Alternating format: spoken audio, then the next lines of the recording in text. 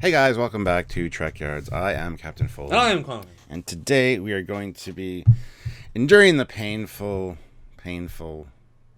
universe of lens flares and sparkly fairy dust and a whole bunch of other great stuff. Which, if you looked at the title or the thumbnail, you know what we're talking about, and some of you might actually like that. So I apologize ahead of time. But Stuart, we're talking about lower decks today. All those things sound in a different universe. I'm confused. I do. I'm sorry. I'm confused as well. However, we did get, the JJ effect, as we'll call it, like the Boimler effect, only the JJ effect, in the latest episode of Lower Decks, where they movieized a holodeck program, and it was flashy and showy and looked great. So we're going to talk about that a little bit, and the real question is, what were they making fun of JJ? Were they accepting? Like, how far was that bar taken? Because there's explicit details, as I said, in it, but what was the tone? To all of our surprise, we saw in another episode they included a JJ Abrams disruptor, a Klingon one, thereby showing that licenses are all fully together. It's all one big universe, so they can use anything and everything. But in this one, the whole episode is a spoof of a spoof. And is it disrespect? Where's that line, and what was it trying to tell us? I don't think that was disrespecting them. I think the JJ movies now have their own following and stuff, and feel kind of bad for making fun of it all. But I don't. I'm a filmmaker, so I see it as a filmmaking stuff. I know They should be embarrassed as filmmakers for a lot of the stuff. But yeah, it is. It's a cinematic popcorn movie, action summer movie, and that definitely translated to screen. Like JJ knows how to do that kind of stuff. The only person Just never let him write or be involved in any sort of script or the team he picks. Never let anyone he chooses write a script, because they can't. It could have been worse. It could have been Michael Bay directing it, and then there would have just been explosions every 5 minutes. Would have looked better though. It would have looked like a commercial, and it would have looked great. But can you imagine a Star Trek Bad Boys? Because, again, those two are early Michael Bay, fine, but both are extremely good films, with good story, good character, good scenes. I would love that. Yeah. So classic Michael Bay, when he bounces. Like I said, it has its own fan base now. As people are getting older, people that grew up with it are really they still appreciate it, and a lot of the JJ stuff is what got some people into the franchise, and then explored everything else, which is great. So I don't think it was really making fun of it per se, because it wasn't overdone. I mean, the lens flares were a little lens flary during the ship porn. Other than that, I think it was handled well enough that it provided a good snicker to people that both didn't like that style and did. So I think it was that fine line. It wasn't really knocking it so much as just kind of saying, hey, this is a thing that happened. We acknowledge that. It's an homage of sorts. I guess I could sort of compare it to the Warp 10 Salamander in another episode. That Threshold is an episode of Voyager where they go to Warp 10, and we reviewed it, and the first half is actually pretty good. Then it very quickly goes off the rails, and it ends in a plot where you're thinking, what were they smoking? It makes very little sense. It's just silly. And it is a black sheep of quality of the of Voyager and of all of Star Trek, as is the Spock's Brain, as is, there are ones for all the shows, Sub Rosa. And Move Along Home. There is one that stands out. The JJ films have so many elements that stand out equally as bad. So, just as Lower Decks, which can use all of canon, respects in the sense of, like, it'll want to utilise and not try to make fun of, it included a Warp 10 Salamander in an episode, and it's more of the fan service reference in the sense of, like, pan to, look, it's this thing that pan back. But the meta joke is that, they use Sub Rosa. It's like, we know those stupid things that are stupid, and we'll use them. But we're not going to say they're stupid, but by using them, we're admitting they're stupid. I think in that kind of way, the JJ stuff was used, because of course lens flares are stupid. They did them to be stupid. And of course the warp pixie dust is stupid, because it has lightning between... Like, it's played for stupid, which is what it is, but that's the joke. So therefore, it's like, we're admitting this is dumb. That's why we're using it, like the Warp 10 Salamander. So it is a similar making fun of, while not being mean, because those shots of the lens flares still look good, they're just stupid, and the warp out looks good, just stupid.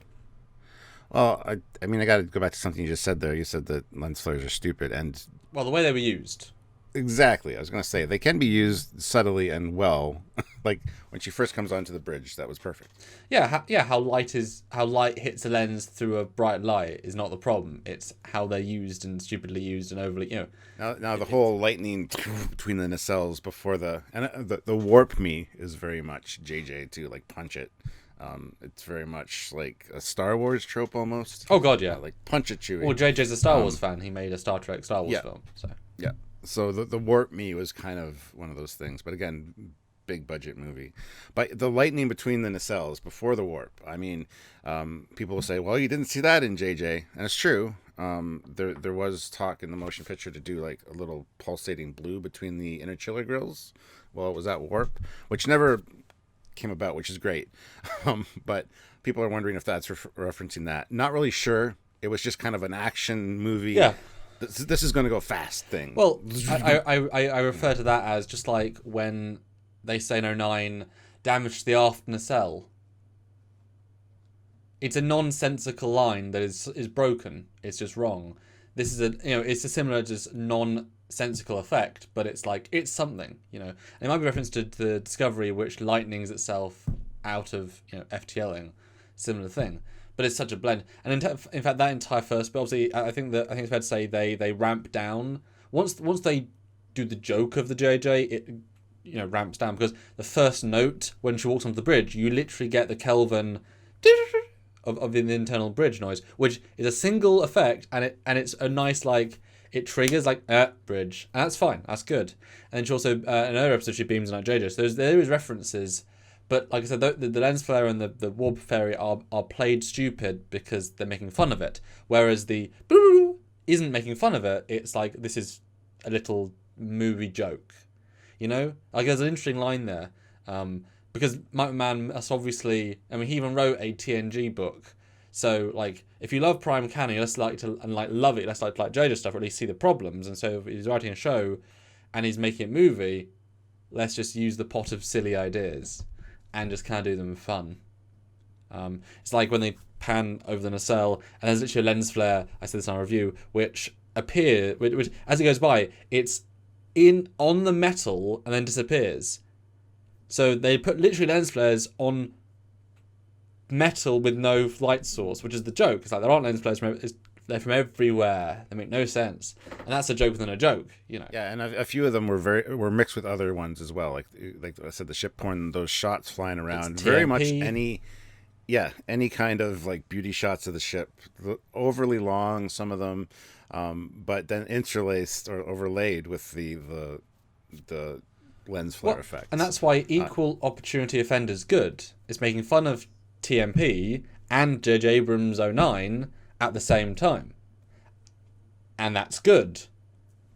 We get the benefit of that, We say making fun of, but at the same time, it's also an homage to those things. Like, hey, look, this was the overly long scene. Plus, the music overlaid over that scene was glorious. A nice mix of a couple of the movies' themes, as well as definitely Lower Decks. So it was a nice blending of really nice homage and also a little bit of poking fun at. So that's what Lower Decks does. It does, but in this episode, obviously, it was a spoof of a spoof. Like I said, when she beams in like Spock, that's an homage. It's played for serious, and it comes and goes. Whereas that sequence is an homage, but far more on the making fun spectrum. Yeah. And just so there's no confusion, that was in the episode previously where she beamed in like that. The clip show, which is also making fun of clip shows. Also somewhat silly. So I think it's an interesting balance. I think they did a good job, and I'd rather see that sort of joke. Like for example, we didn't want to see Discovery shuttles because they don't make sense. And we don't want to see lens flares normally. So by having the genuine, correct, proper canon continuity, 9.3 times out of 10, if you've got this sort of random situation, have fun with it. Like have fun with it, and play all the cards that you can then play. Like if they go into an alternate reality, then you can show the Discovery stuff and really like go overboard with it. Really have fun with it, or You can have fun within fun. And also going back to just one more JJ thing that was in the movie, and that is, again, a combination of a bunch of different things, and that's the crashing of the Cerritos. Kind of where it rests is very similar to how it rests in Beyond when the Enterprise comes to rest. So, again, carrying over to something else and actually incorporating other things as well, like the Voyager crash and a few other little ones in there. Very well done. So, just wanted to point that out as well. And that crash was a combination of all the different crash suits. It's all different movies. Although obviously Beyond was the best of the JJ. So anything I want to take from Beyond, I'm absolutely fine with. Anyway, guys, I guess that's it for this look at the JJ use in the episode Crisis Point of Lower Decks. So hopefully you guys enjoyed it. Leave your comments down below if there's anything you caught, if you thought it was making fun of, if it was homage, if you liked it, if it was too much. Let us know in the comment section. And by all means, click the subscribe button. Don't forget to click the notification bell icon to all. And hit like before you leave, because we really appreciate all those things. So if you can, please do. And if you can do other things, if you want to help us out in other ways, there's a couple of direct ways that do make all the difference. And the free ways are great. Do them all. All of them. But the direct ways are great for us as well, obviously. Patreon, the monthly service, bit of money each month goes towards us, helps us do the show. Super Chat, we do lives on YouTube. They're really great. We love talking to you guys, and you guys always come through and supporting us. So if you want to join in, do a Super Chat. It's basically a little bit of money. You put a comment, question, thought. We have to read them. We don't have to, but we have to. We are going to. Unlike other YouTubers, we are always there. And often they can spiral, they can create like a 10-minute debate, and that's great. Unless there's like 50 super chats waiting, then that kind of sucks. But also, that person gets to go super chat, so have a good question. And if you join lives regularly, then become a member of the channel, which is a YouTube thing. Again, monthly, better money, makes a big difference. So a one-time donation via PayPal. This goes right into show costs, buy a new kit, etc. Trekyards@hotmail.com. All the great ways, and of course, just like and subscribe, as you said, because if you can't do those, make sure to do that. That's right. So until next time, guys. He's Commander Cosmos. He's Captain Foley. Oh. Yeah. Couldn't catch you. Bye, everybody. Bye, guys.